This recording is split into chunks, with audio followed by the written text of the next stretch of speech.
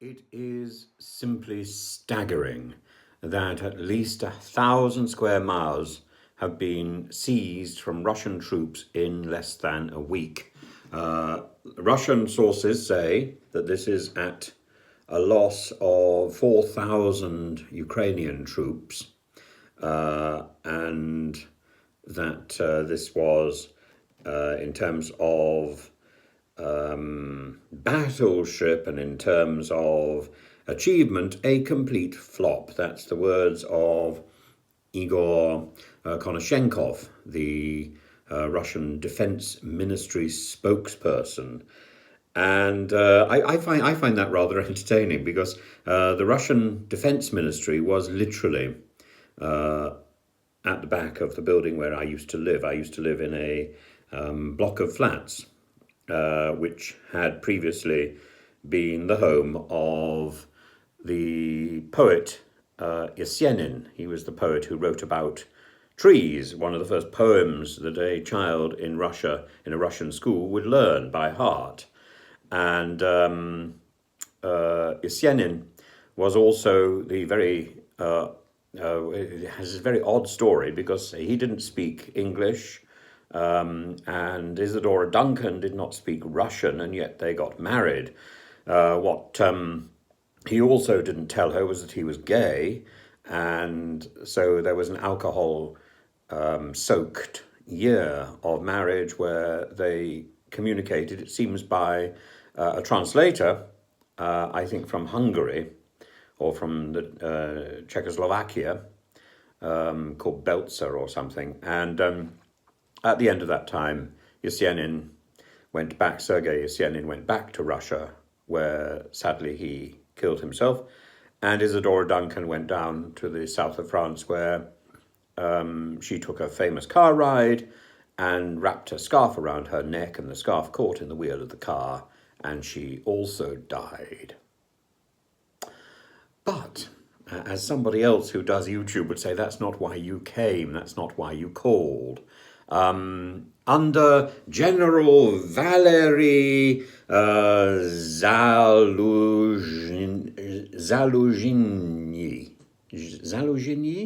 Is that how you pronounce it? I'm not quite sure, actually. Anyway, he's the Ukrainian commander. He's the commander for Ukraine, and he seems to have done extraordinarily well. And President Zelensky of Ukraine says that, in fact, the amount of territory that has been reclaimed is closer to 2,000 square kilometers, taking in Izium. That was the city, the large town that took a month for Russia initially to capture.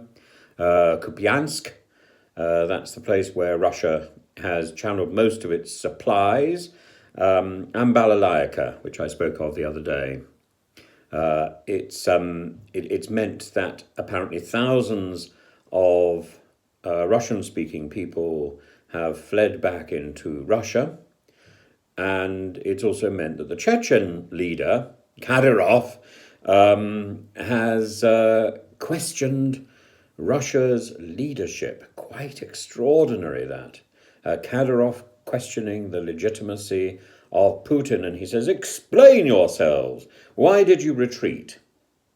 Now, there's also, Mr. Kadyrov has been very much in the news over the last week because about a week or so ago, he claimed that it was time for him to step down from his job in Chechnya, which had been given to him by Putin. And there were rumors that he was going to take up a job in the federal government running the National Guard. But now he is quite literally questioning Mr. Putin. I don't know whether this is an effort on his part to make a bid for the top job.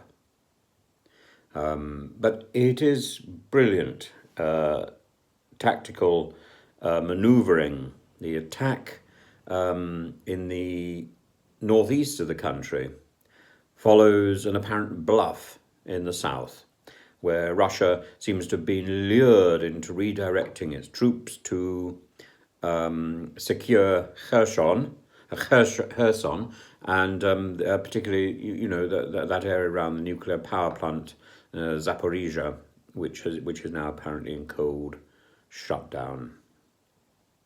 But the push in the north almost pushes the Russian troops right the way back into the Donbass region, which is really where the combat began. And all this on the eve of a Russian local election, a significant Russian local election. So the Russians are preparing to go to the polls, and there is defeat in the air, and there is a serious promise from Navalny's supporters that Navalny will be encouraging voters to vote tactically, and we will learn very shortly what that tactical voting should be. Unlike the last time he tried this, he's not sending out signals until the very last moment, so people are going to be poised with their pens until they are told what to do, and to give President Putin a bloody nose in the polls. Let's see if this works. I have no idea.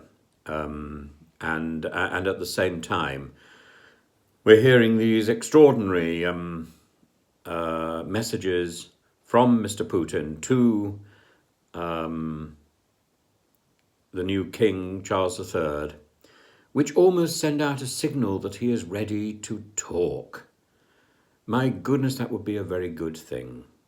I don't think we should ever suspend our criticism of Mr. Putin, but we should extend a hand of forgiveness if there is the opportunity. Jaw is better any day than war.